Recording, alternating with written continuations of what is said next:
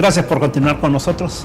Padre, decíamos, ¿hacia dónde va la iglesia? O sea, sabemos a grandes rasgos, por supuesto, que la iglesia sigue un mismo camino desde hace 2000 años, que Jesús, pero siempre hay particularidades, ¿verdad? Y cada papa que viene dado por el Espíritu Santo trae, yo diría, como una misión en particular.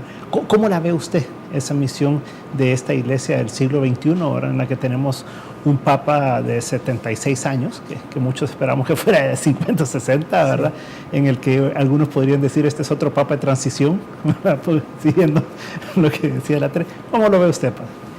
En las congregaciones generales, estas reuniones previas al inicio del cónclave, entre otros temas, se habló mucho de la nueva evangelización. Yo pienso que el Papa actual dará un impulso grande a la nueva evangelización y a todos estos otros temas del diálogo, ¿verdad? Del diálogo ecuménico, del diálogo interreligioso, como lo ha dicho él ya en estos primeros días de su pontificado. Seguramente también se tocará y se dará mucha importancia pues a estas cosas que mencionaba doña Tere también, estos problemas que por desgracia son reales, ¿verdad?, en la iglesia, como los temas de la pederastia y tantos otros problemas que han surgido en estos últimos años. Pienso que el Papa dará un gran impulso al tema de la evangelización y quizá pues habrá algunos cambios, como dije antes, en algunas de estas cosas, y también seguramente pues la confirmación, ¿verdad?, de la fe de tantas personas. Y aunque el Papa es de todos, pues desde luego nosotros, por encontrarnos en este continente, donde se ha dicho que está la mayor parte de los católicos actualmente, ¿no? Será de mucha alegría recibir del Santo Padre este impulso misionero, este impulso evangelizador, porque al final es lo que debemos hacer todos, ¿no? La iglesia jerárquica, pero también todos los fieles bautizados en su conciencia de ser cristianos. Ahora, esa evangelización, algunos lo interpretan como que hay que reevangelizar a Europa, y otros interpretan que nos falta mucho que hacer aquí en casa, ¿verdad? ¿Cómo lo ve usted? Sí, seguramente en Europa, por toda la decadencia que ha habido, por ejemplo, en el tema de las vocaciones, ¿no?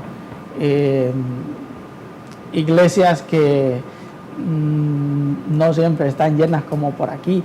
Nosotros tal vez tenemos todo este sentimiento y esta emoción, diríamos, pero quizá tenemos que formarnos mucho más nosotros desde el punto de vista de lo doctrinal, ¿verdad? Ser más conscientes de lo que somos. Seguramente será eso para nosotros y será sin duda también desde luego, reevangelización en Europa y en otros lugares, ¿no? Muchos lugares donde no se conoce la iglesia, ¿verdad?, en el mundo, más sí, hacia los países de Asia, ¿verdad? Totalmente. Ahora, fíjate que a mí me llamó mucho la atención la pregunta que le hiciste al padre: ¿hacia dónde va la iglesia? Va definitivamente hacia dónde va, al cielo. Si esa es la misión de la iglesia, ¿no?, que todos nos vayamos al cielo. Pero, por un lado, y lo que comentábamos antes, hay personas que esperan grandes cambios. Y yo creo que con todo derecho, ¿no?, porque la iglesia no puede quedarse sin estar al lado de los signos de los tiempos. Vaya, desde la época de Juan 23, que él hablaba de ese ayornamiento y que fue tan mal interpretado. Pero por otro lado, sí tenemos que ver grandes cambios. Vaya, por ejemplo, hace bastante tiempo, Pío XII estableció la fiesta de San José Obrero, el 1 de mayo, ¿sí? Porque era una época pues de mucho conflicto social, como sigue habiendo todavía. Pero no se entendía todavía ese mensaje de la santificación del trabajo.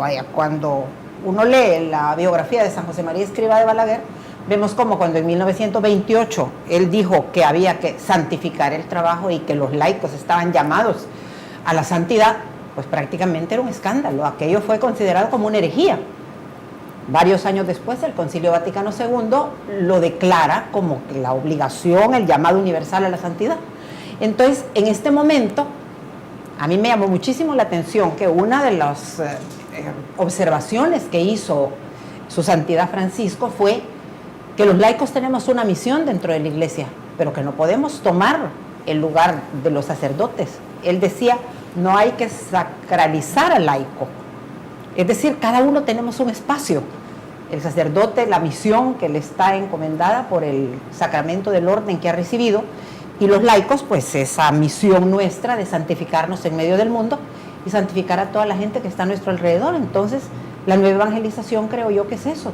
Cada uno tenemos un espacio donde desempeñamos nuestra profesión. Entonces, qué maravilla es pensar que un taxista tiene la misma obligación de santificar a sus compañeros taxistas, evangelizarlos, como puede ser un profesor universitario, como puede ser un médico en el quirófano.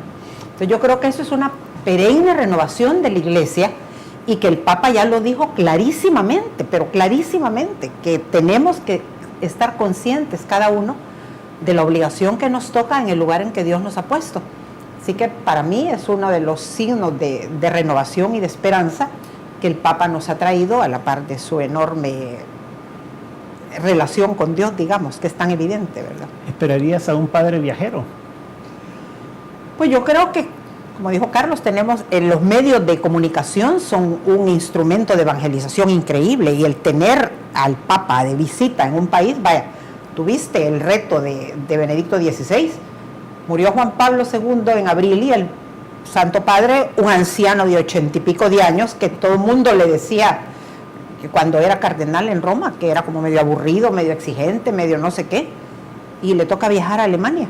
Y hay aquel desbordarse de multitudes que pensemos, los países sajones no son los países latinos, ¿verdad? Pero la euforia, el amor, el cariño, ya no es Ratzinger, es el vicario de Cristo, sencillamente es lo que ven los jóvenes en él.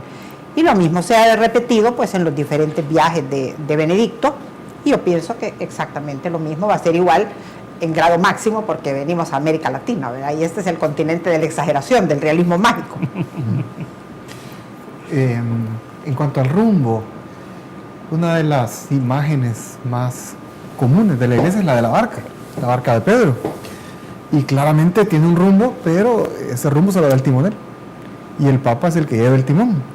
Hay un historiador español, Ricardo de la Cierva se llama, que tiene una frase un poco atrevida, diría yo, pero él lo dice con conocimiento de causa. Dice que la iglesia, la barca de Pedro, está en las mejores manos, y que no nos damos cuenta, él lo dice con conocimiento de causa, que esa barca ha pasado tempestades, mares revueltos, aún decía cuando la tripulación fuera prácticamente una tripulación pirata. Por supuesto que Francisco no concuerda para nada con esa descripción, él lo decía por cosas históricas. Y pensando hacia dónde va a llevar el Papa a la iglesia, ¿verdad? Siempre dentro de la nueva evangelización, siempre dentro de la salvación de las almas, pues investigaba un poquito, ya que me invitaste, y ha habido tiempo en estas vacaciones de leer un poco. Un periodista que hace un perfil de él y dice que durante los 15 años que estuvo en el Arzobispado de Buenos Aires, tuvo 3 preocupaciones. Él usa la palabra obsesiones, es periodista, o sea, lo hace para llamar la atención. La pobreza, la ayuda a los pobres, estar con los pobres, la educación y el diálogo interreligioso, ¿verdad? El diálogo interreligioso. Y el Papa ya ha dado muestras de eso, ¿verdad? Ya se acercó a los pobres, él vive pobremente, con una austeridad de vida maravillosa. De la educación todavía no ha dado muestras, y del diálogo interreligioso, pues, cuando recibe al patriarca de Constantinopla, antes de las vacaciones, le saluda y le dice: mi hermano Andrés, porque los ortodoxos están convencidos de que como el Papa es heredero de Pedro, ellos son herederos de Andrés, que además Pedro y Andrés son hermanos. Y al decirle mi hermano Andrés, dice muchísimo, porque deja claro que él es Pedro, que el otro es Andrés, que son católicos, mejor dicho, que son de la misma iglesia de Jesucristo, etc. Pero no es un Papa, o sea, no fue un cardenal, no fue un obispo, mejor dicho, manipulador, mandón, y su equipo. Y además con un modo de hablar a la gente muy atractivo. Él decía, por ejemplo, en un libro que lo he comentado en una columna, decía que, utilizando la parábola del pastor y las ovejas, que nuestro Señor dice que El pastor tiene 99 en el redil, 99 en el corral, y sale a buscar una. Y dice, no, en Buenos Aires, en las parroquias de Buenos Aires, tenemos una en el corral y 99 que no vamos a buscar. Entonces, ya se va viendo el talante de este Papa, ¿verdad? Otra cosa que llama la atención es que es un hombre de acción. Quienes lo conocemos bien, decía este periodista, sabemos que el Papa va a tomar decisiones ya, a más tardar después de Pascua. Y él mismo, en una entrevista, dice, yo tengo un gran defecto. Cuando me enfrento a un problema, normalmente decido inmediatamente y suele ser la solución peor. Pero he ido aprendiendo esto, dice el Papa. Y he ido aprendiendo que las cosas hay que llevarlas a la oración y luego viene la solución mejor. O sea, no estamos ante un político, ante un dirigente mundano, sino ante el sucesor de Pedro, que lleva el timón de la barca de Pedro, ¿verdad? Entonces, claro, de repente va a haber que depurar la iglesia, ¿verdad? Se habla hasta de una reestructuración administrativa, ¿verdad? La va a hacer, definitivamente. O sea, está mal lo que voy a decir, pero para que nos entendamos. Un gobernante pone su gabinete. Puede ser por cuestiones de afinidad, puede ser por lo que sea. Bueno, el Papa polaco tenía un secretario polaco, Monsignor Sibitz, el Papa alemán tiene un secretario alemán, Georg Weinstein, no me acuerdo cómo se llama, pues el Papa argentino, no sé si va a tener un secretario argentino, y por otro lado, en la iglesia se da esa cosa, que los cambios tardan bastante, pero los tiempos de la iglesia no son los tiempos del mundo, ¿verdad? Son los tiempos de Dios. Entonces, y ahí está la prueba. Un Papa de 76 años, un Papa poco mediático, un Papa pero santo, ¿verdad? Entonces, por lo que hemos visto, por lo que podemos ver. Una de las pruebas de que ha habido gente que no le ha sentado bien esta elección es que ya han empezado a escarbar, ¿verdad? Archivos, datos, leyendas negras, y han podido encontrar 3, 4 cosas que ya han sido desmentidas incluso por los mismos sacerdotes. Uno de los sobrevivientes de esto que le acusaban, que no los protegió, etcétera, etcétera, etcétera. Y ya está, o sea, la coherencia de vida del cardenal Bergoglio, él decía, tenemos que ser intachables, cosa nada fácil, ¿verdad? Cosa nada fácil.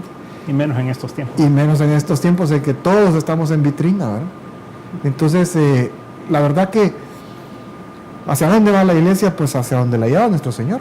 Pero hay un timonel y lo vamos conociendo, ¿verdad? Lo vamos conociendo y cada vez, pienso yo, nos da más paz, tranquilidad y ganas de darle gracias a Dios por el modo con que guía a su rebaño, ¿verdad? Vamos a ver hacia dónde nos lleva el Señor con este timonel en los próximos meses y años. Ojalá que tengamos papo para largo. También creo que vienen tiempos interesantes, dicen cuando hablan de los tiempos de crisis. Así que veremos qué pasa. Gracias a los tres por habernos acompañado. Nos han ilustrado mucho sobre este tema. A ustedes, muchísimas gracias también. Que tengan una feliz semana de Pascua también. Y que sigamos viviendo nuestra religiosidad, que sigamos viviendo nuestra cristiandad todos los días de la vida de la mejor forma y la forma más coherente que podamos cada uno. Gracias por habernos sintonizado. Nos veremos el próximo domingo nuevamente, si el Señor así lo permite. Muy buenas noches.